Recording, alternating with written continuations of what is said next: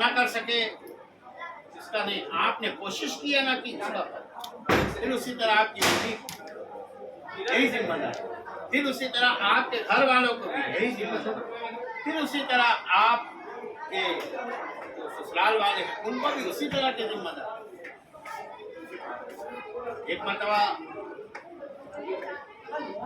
हमारे मजले भाई रहमतुल्लाह अलैहि हिफ्ज़ुर रहमान साहब एक मरतबा बल्कि अच्छा बरिश को ईद बकरीद की नमाज भी पढ़ा चुके, हमारा महीना हज पे गए थे।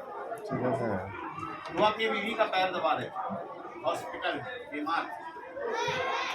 एक औरत आई हमारे मोहल्ले की, वो देख ली कि बीवी का पैर दबा और मेरी भाभी बहुत सीरियस हुई।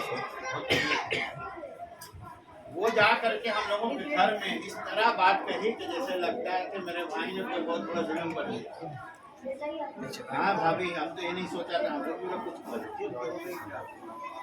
ना हो गया, आप लोग ऐसा नहीं सोचा, क्या हुआ भाई?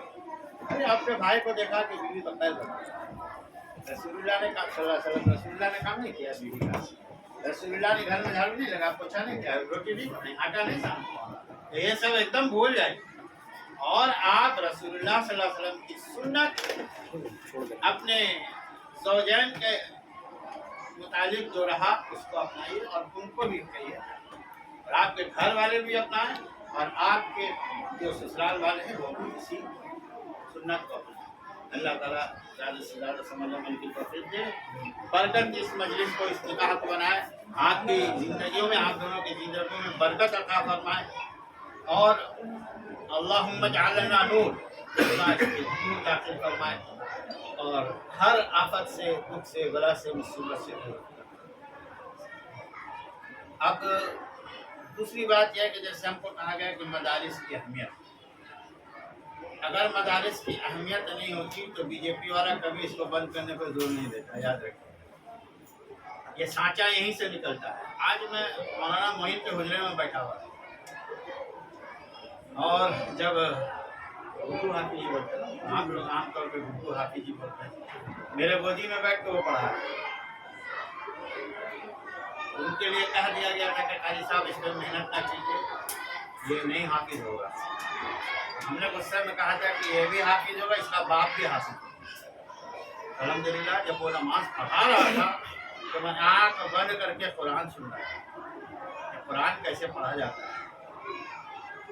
बहरहाल मदरसे की अहमियत उससे जाहिर होती है कि आपके दुश्मनों ने मदरसे के पीछे क्यों पड़े?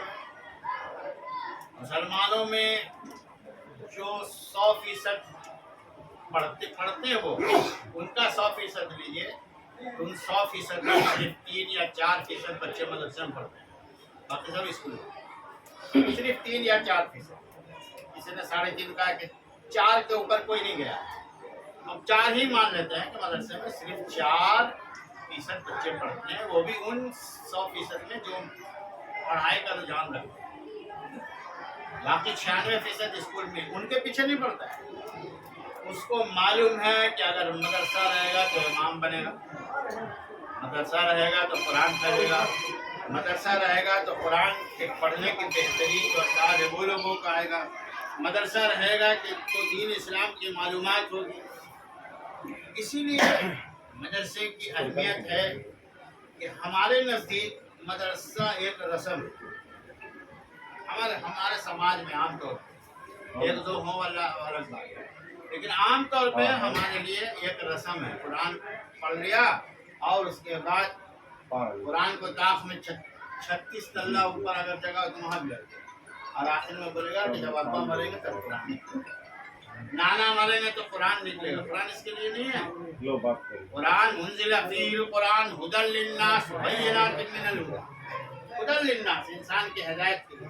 उन लोगों को मालूम है कि मदरसे की अहमियत क्या, हम लोगों को नहीं मालूम। अगर हम लोगों को मालूम रहता तो अगर कोई मौलवी साहब कुरान पढ़ा के उसको 3 रुपये नहीं देते, मास्टर साहब को 3000, 1500 पर सब्जेक्ट 1000 रुपया, और 30 पारा वाला को 30 पारा कुरान आपको बताएगा, समझाएगा, सुनाएगा, सिखाएगा, लफ्ज बलफ्ज ज़बर ज़ेर اس کو کتنا 300 اگر مانگ لیا 500 تو اس کی تو خیریت نہیں. اگر منہ پہ نہیں بولا تو پرچار تو ضرور کرے گا. سمجھا؟ ہم گئے تو مل صاحب کے پاس, مل صاحب کو بیٹھے کہ 500 لگے. 500 ایک مولوی صاحب کا اوقات 500 کا.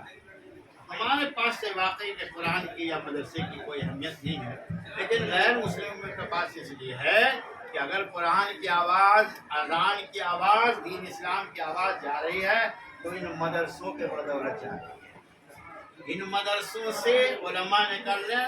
مولانا معین صاحب جھیل میدان سے پڑھ کے نہیں نکلا.